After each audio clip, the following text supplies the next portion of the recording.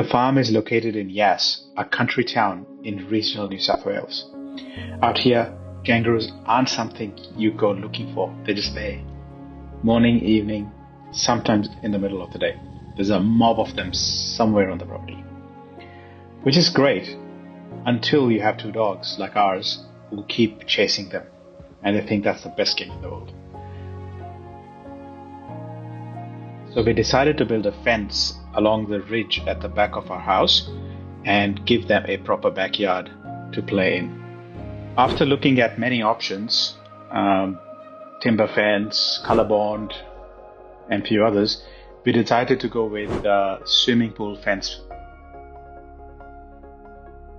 We got some estimates to get it installed by a professional, and they came back with around 9,000 to 15,000 range. So we decided to give it a go ourselves. So we ordered about 30 panels, 2,400 wide and 1,200 high.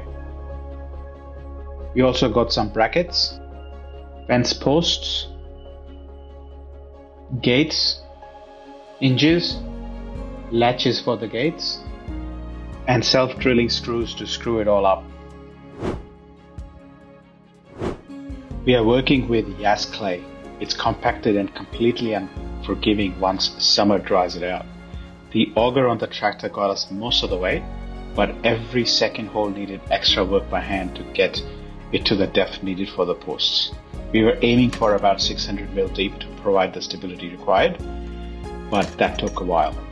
That part I think was the hardest, and it took a lot longer than expected. You get into a rhythm with it. Drive it in, break it up, pull it out, repeat. It's not complicated, just back-breaking hard work, but a good workout. By the end of day one, we had the first few panels in, and we called it a day.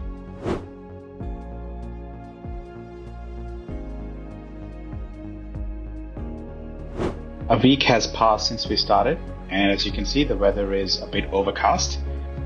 Regardless, the project must go on. We hitched the auger and hoped that the clay would be a little bit softer because of the rains in the past week.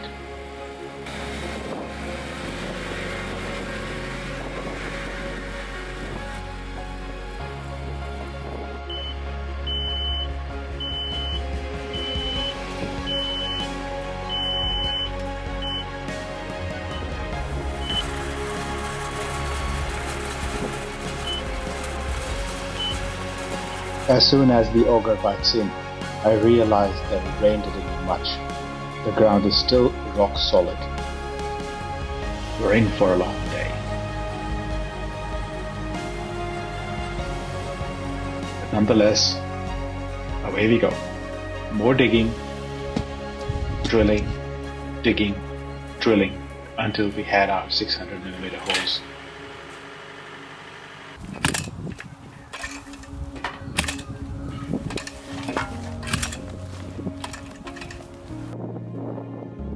Looks like we are ready.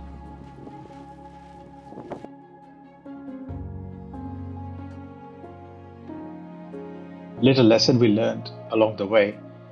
If you connect the bracket to the left post first, it gives you just enough support to hold the panel steady.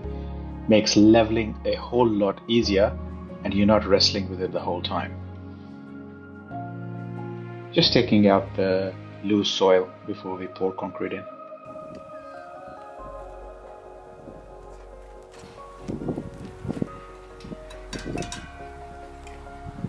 These are the brackets that hold everything together. Making sure the level is just right before we lock everything in with concrete.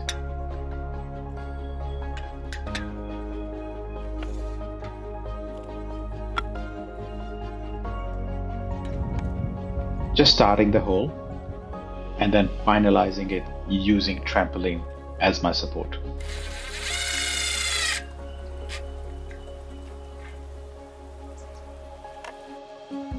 The final level check. setting up the timber brace to make sure everything stays in place while the concrete cures. I've already checked the level a few times, but honestly, you cannot check the level enough.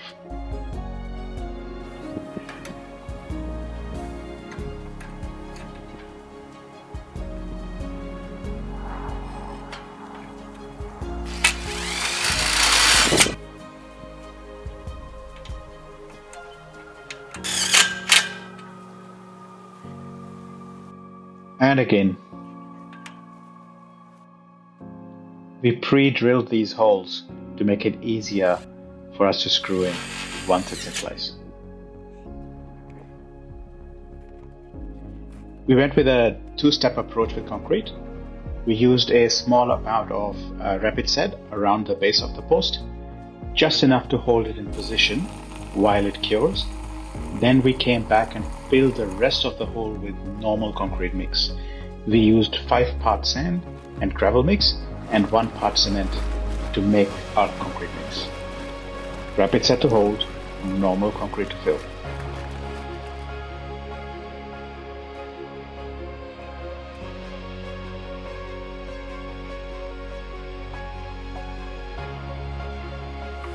We made this jig to measure the distance between the posts.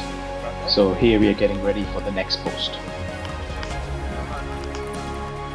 We finally found a spot where the auger could go all the way through. It gave us hope that the rest of the area might be okay.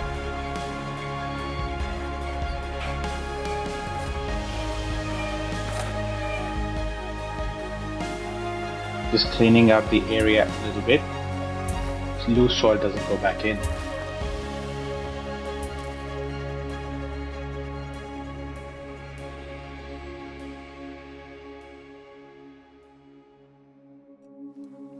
This was the easiest hole so far, and we were hoping the rest of them will be like this as well.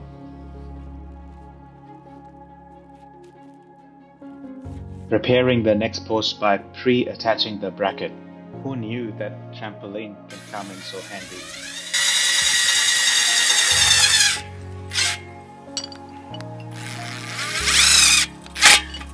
Pre-attaching these brackets made life so much more easier.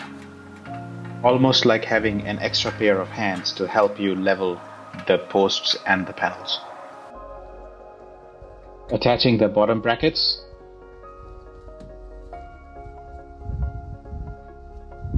We found it easier to screw it all in before pouring the concrete.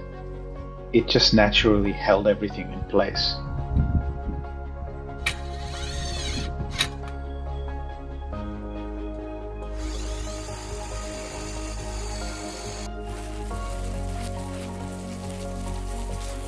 Alright, we decided to call it a day here. It was getting cold, windy, and sun was going down. So it made no sense to continue. We poured the rapid set in, so we'll let this set overnight, and tomorrow we get into the next part of the build.